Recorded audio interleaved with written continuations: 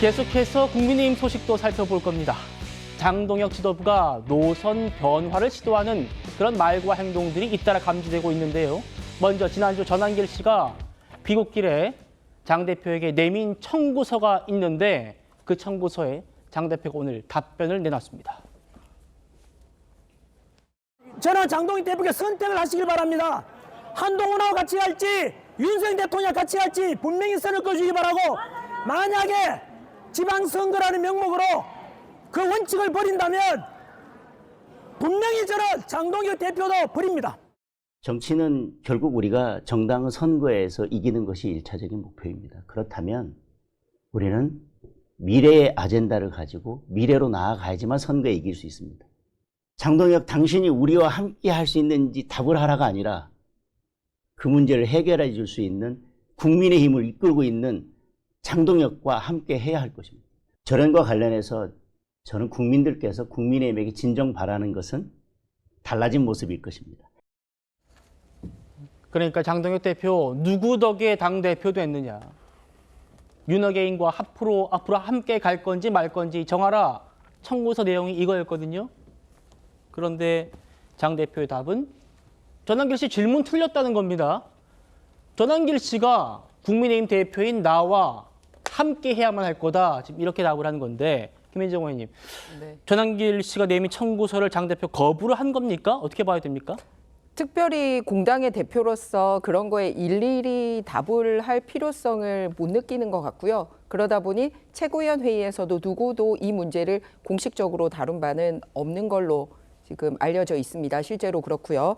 그리고 사실 박성훈 대변인을 통해서 계엄 옹호나 내란 동조, 윤 어게인 세력과 동조한 적이 없다라고 명백하게 당 대변인 이름으로 공식 발표가 된 바가 있습니다. 그렇기 때문에 이 논란은 더 이상 다룰 필요가 없다고 생각합니다. 그래요? 차 교수님 어떻게 보십니까?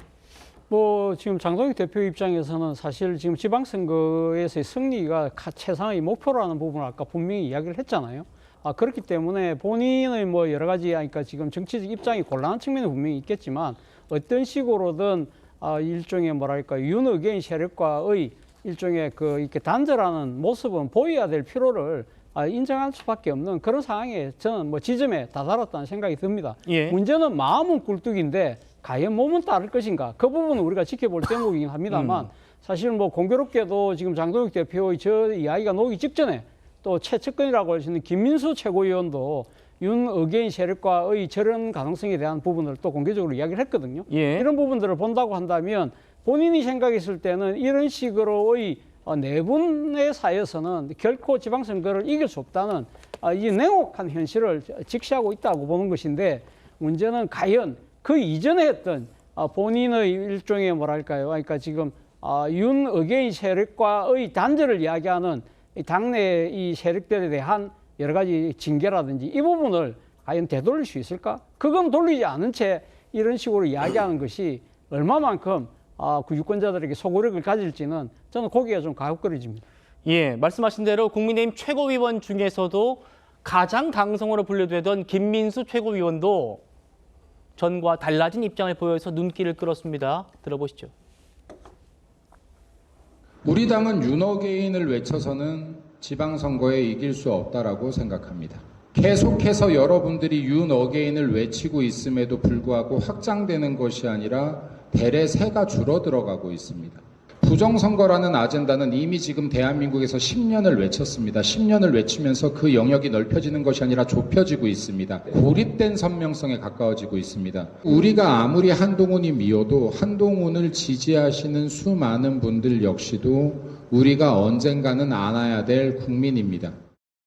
의미가 있는 발언이라고 저는 생각을 하고 있고요. 이제는 앞으로는 선거가 이제 넉 달 앞으로 다가왔기 때문에 보통의 중도층, 우리 당이 매력적인 정당이라는 것을 보여주는 것에 대해서 이제 열심히 노력을 해야 된다라는 공감대는 있습니다. 우리 이제 강성 지지층들도 이런 현실적인 문제를 좀 이해해 줬으면 좋겠다라는 그런 취지의 얘기가 아니었을까라는 짐작을 합니다.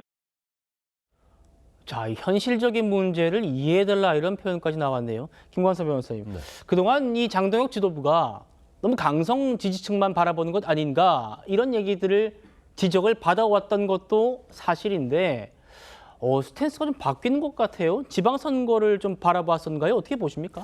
일단 박성훈 수석 대변인 그리고 이제 김민수 최고가 하는 말을 보면 이전과는 이제 180도 달라진 말은 아니에요. 깜짝 놀랐어요. 180도까지예요? 전혀 달라질 사람이 아니라고 생각했는데 이제 달라졌어요. 그런데 이 부분을 저는 볼 때 이제 두 가지로 봐야 할 것 같아요. 첫 번째는 과연 진정성이 있느냐에 관한 문제입니다. 자, 진정성이 없고 단지 지방선거를 위한 예. 레토릭에 불과한 건지. 그런데 지금 말은 그렇게 하고 있는데 전환기 씨한테 국민의힘과 함께 가자고 하잖아요. 전환기 씨는 어떤 사람이죠? 윤핵인, 부정선거 음모론자 아닙니까? 그런데 지금 아마 박성훈이랄지 그다음에 김민수 최고위원이 말을 한 것은 장동익 대표가 어느 정도 대화를 하고 이 얘기를 했을 거예요.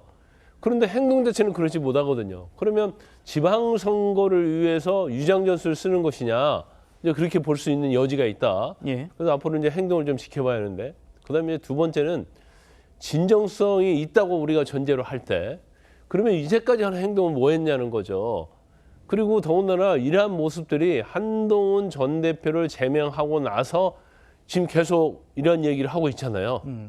그러면 결국 한동훈을 제명한 다음에 일단 강성 지지층하고 그다음에 윤핵관을 반대하는 세력도 같이 통합해서 포용을 하겠다는 건지, 예. 그러면 어떻게 보면 전략적으로 한동훈을 제명하고 나서 한동훈을 쫓아내면 당에서 경쟁 상대가 없으니까 이제 자기가 강성 지지층도 끌어안고 그다음에 친한 세력도 끌어안겠다는 취지인지 모르겠어요. 아마 제가 볼 때는 이제 그럴 가능성이 상당히 크다 이렇게 봅니다. 예. 김민수 최고가 그런 말을 하잖아요. 한동훈 전 대표가 역량이 있단 말을 해요. 그거 나중에 끌어안고 가야 한다는 얘기를 하지 않습니까? 왜 역량 있고 끌어안고 갈 사람을 왜 제명해서 내치는 거죠?